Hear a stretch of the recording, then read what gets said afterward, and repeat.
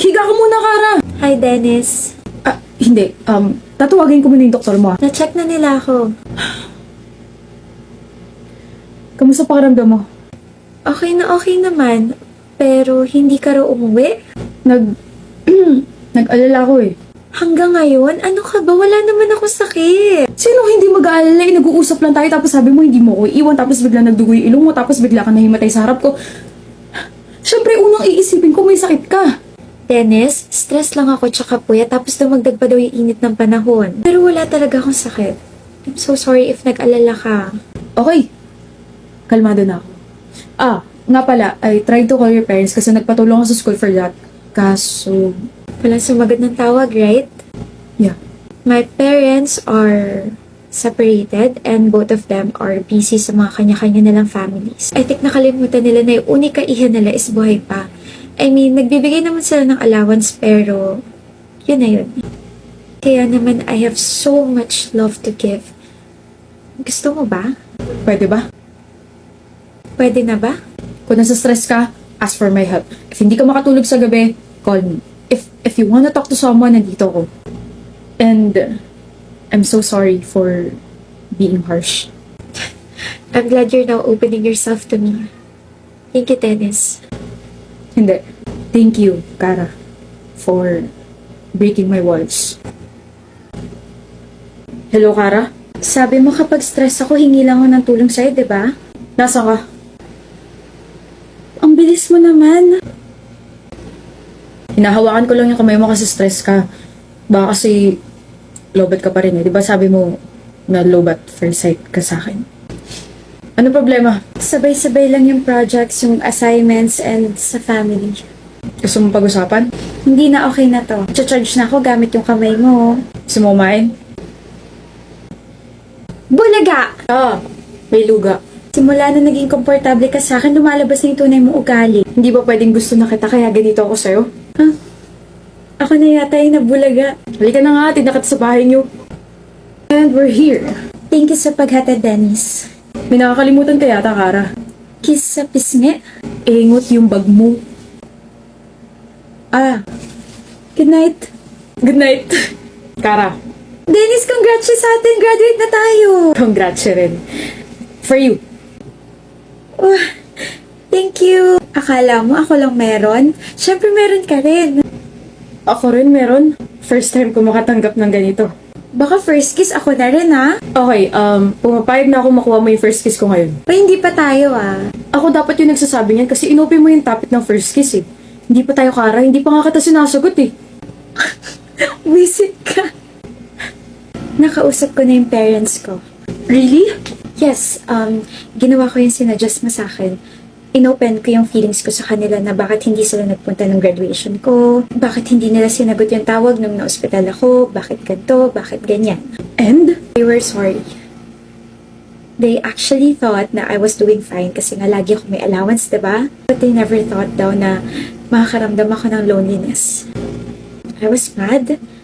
I was hurt, but I forgave them. Sa weekend lalabas kami and I told them na may boyfriend ako so they want to meet you. Sino? Sino boyfriend mo? Ako? Yes, ako. Baliw ka talaga. But I'm so proud of you for being brave, Kara. Hindi ko naman ito magagawa kung wala ka eh. Thank you, Bobby. Mahal din kita. Wow! Here's what you requested, Bobby. Your favorite ulam. And here's my gift. Pangkabuhayan showcase. Oh, mahal na mahal mo talaga ako, no? Naalala ko nung college tayo, sabi mo, if may magre-regalo sa'yo kapag adult ka na, gusto mo grocery tapos yung pang-display sa bahay. O, ayan na. Tapos isang sako ng bigas mo, nasa kusina. Thank you, Bobby. I mean, weird way to propose but it's a yes, mister. Bakit? Magpo-propose pa lang ako eh. Ha? Ito. Oh my gosh. Seryoso ba? Nakikita mo ba yung mga susunod na pangyayari? Nakakainis ka, Kara. Huwag ka na mag-propose. Ako na lang yung magde-declare. Dennis, my Bobby, I will marry you. I am marrying you. I love you so much. Mas mahal din kita. I mean, hala. Hala. Matchy tayo ng damit. Kaya nga tinanong kita kung ano susuotin mo, di ba? Akala ko tinanong mo lang ako kasi curious ka. Sorry to ask, pero saan tayo pupunta? May curfew kasi ako na... Ng 8 p.m. Yes, I know. Alam mo? Before kasi kita yayain, nagpaalam muna ako kay Tito sa daddy mo. So ay nilatag ko lahat sa kanya ng mga gagawin natin for today. Siyempre, lunch muna tayo. Don't worry, nagpa-reserve na ako. Tapos, magsistroll lang tayo around the mall kasi papababain lang natin yung kinain natin. Tapos, 1:30 to 3:30 p.m. watch a horror movie. Nakabili na ako ng tickets. Wait, horror? May inaabangan kang horror movie 2 months ago. So, ayun na, papanoorin na natin.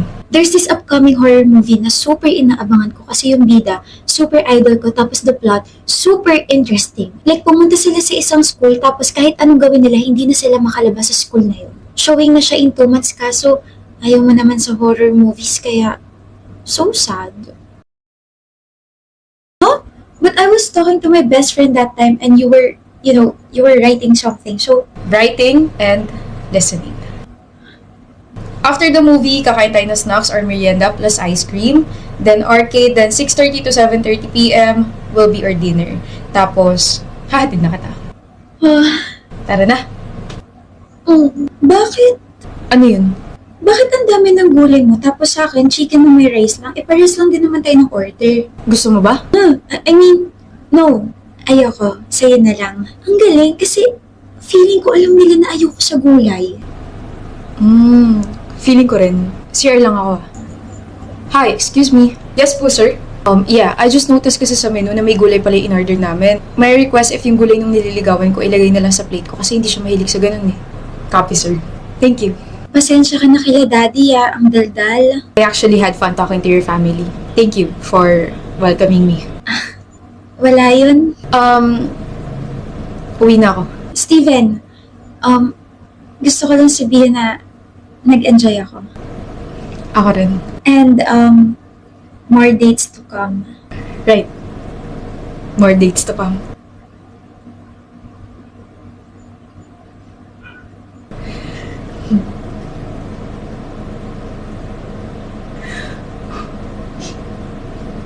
Ang gwapo mo naman. Papahuli ba ako kasi yung kadate ko ngayon. Dati sobrang ganda lang tapos ngayon, lalo pong gumaganda. 7 years and you are still corny. 7 years and I still love you. We would like to order the set A please. Tapos yung coleslaw niya, pakilagay na lang sa plate ko or pakiwalay na lang. Tapos, wag lalagyan ng sesame seeds yung kanin niya kasi hindi siya mahilig doon. For the drinks, pares water. Yun lang. Thank you. Gutom ka na? Bakit? Alam mo, Steven, gusto na kitang pakasalan ngayon na. Huh? Ano yung sinabi ko? Sabi mo, you wanna marry me right now. That was supposed to be like, sa isip ko lang. I'm sorry, love. Hindi kita pinapressure ha. Kalimutan mo na yun. I mean, of course, I wanna marry you, but it's just that kahit 7 taon na tayo, you're still very consistent. From wanting to match my outfits, fetching me, planning our whole day, such as saan tayo kakain, what are we gonna do, and other stuff. Tapos, you can still remember the small details about me.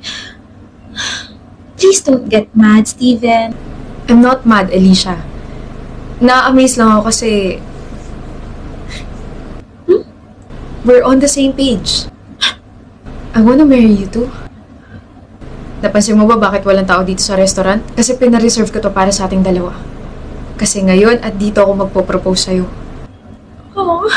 Binili ko tong singsing na to 4 years ago, pero kasi I know you're not yet ready kasi gusto mo munang pag-aralin tsaka patapusin yung isa mong kapatid. Kaya nag-ipon muna ako and here.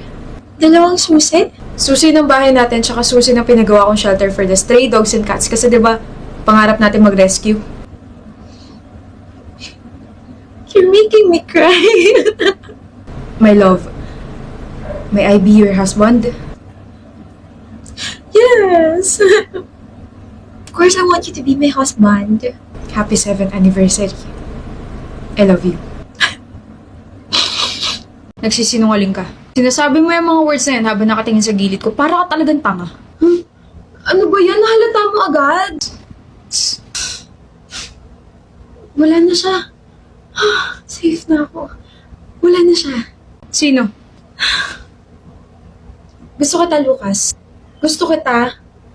na ikaw yung poprotekta sa akin. Elaborate. I have a stalker. Matchmate natin. Stalker? Na-report mo na ba? Twice, pero mas naniwala sila dun sa lalaki. Kailan pa to? Last week, I tried different methods. Nireport ko siya, nag-iiba ko ng way, pero nandun pa rin siya. Then last night, he tried to open the door. Ano? Saan ka pupunta? Bubugbugin niyo si Raulong yun. May right timing naman siguro. I'm so sorry, Lucas. I'm sorry if ikaw yung napili ko. I'm sorry if binigyan kita agad ng responsibilidad. Pero kasi I have my reason naman kung bakit ko ginagawa to. You have a reputation, varsity ka ng isang football team, sikat na sikat ka. He won't try to hurt you, okay? Kaya sa'yo ko didikit hanggang sa mawala siya. How about your parents? Patay na sila parehas eh. Only child ako. My other relatives are in the province, so I have to survive alone. Hindi ka na alone. Kasama mo na ako ngayon eh. Good morning. Morning! Ako na bag mo. Anong ginagawa mo rito? Sinusundo girlfriend ko. Kinikilig ka? Eh syempre, nag-e-effort ka na sumabay sa deal natin eh. Tara. So, totoo nga boyfriend mo siya, Iris? Ganda ko, no? Sabi ko naman sa'yo eh, ako yung pumatol sa kanya. Diba, Lucas? Here's your bag. See you later, Reese. Riz daw? May pet name ka, hayop! Kakinikilig ako! Ang bantot ng Riz, palitan mo. Ayoko nga. Lucas! Ayaw mo nun? Ako lang yung tumatawag sa'yo nun. Nakakilig kaya? Ayaw mo ba ng Bebu? Bebe? Baby? Sweetheart? I love. Too sweet. I agree. Reese na nga lang kasi. Okay, bahala ka sa gusto mo, Lucas Papaw. Lulu? Kaskas? Ah! Alam ko na! Luka. I think I'm gonna die. I'm super genius, Luka. Ah! Luka! Wait! Ba nagsasawa sa mukha ko, Lucas? Kasi imagine mo 4 months na tayong magkasama. Madalas kaya ako nagsasawa sa pagmumukha mo. Napaka-honest mo talaga, no? Hindi ka ba aware? Na ano? Ikaw to nag-declare na boyfriend mo ako tapos hindi mo alam kung anong araw bukas? Friday bukas. Mansa rin natin bukas.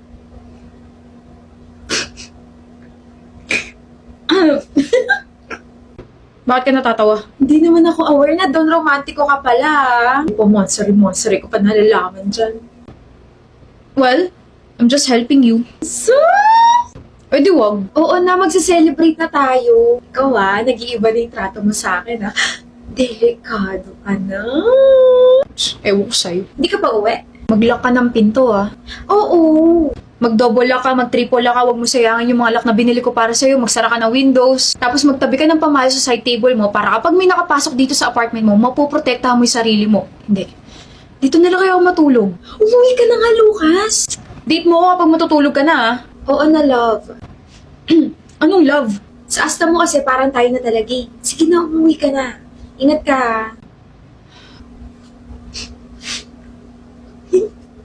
OMG, galing ba yan kay Lucas?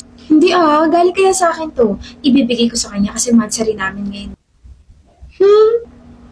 Iris? Oh, si Lucas. Hindi mo pa ba nababalitaan? Yung ano, Nasaksak si Lucas kagabi. Huli namin balita. Critical siya. Umamin ka rin. Kaya wag mo irereto sa tropa mo si Fia. Baka gusto mo sabunot ako yung buhok mo sa ilong. Nakakatakot yung pagbabago mo. Ikaw lang naman yung tropa ko, pre. sa'yo ko rin irereto. Close kaya kami ni Fia. Close kayo? Madali kasi siyang pakisamahan. Madali rin akong pakisamahan. Madali rin naman akong pakisamahan kaya nga gusto niya ako eh. Doon ako mas nakakalaman sa inyo. Hala. Fia, Bakit? Bakit nga? free ka ba bukas? Kaden, Bakit? may ginagawa ko. Layo ka muna. Bakit? Kasi nakaka-istorbo ka ng tao. Okay. Fia, stop. Pwede ba tayo mag-usap kasi may sasabihin lang ako eh. Kaden,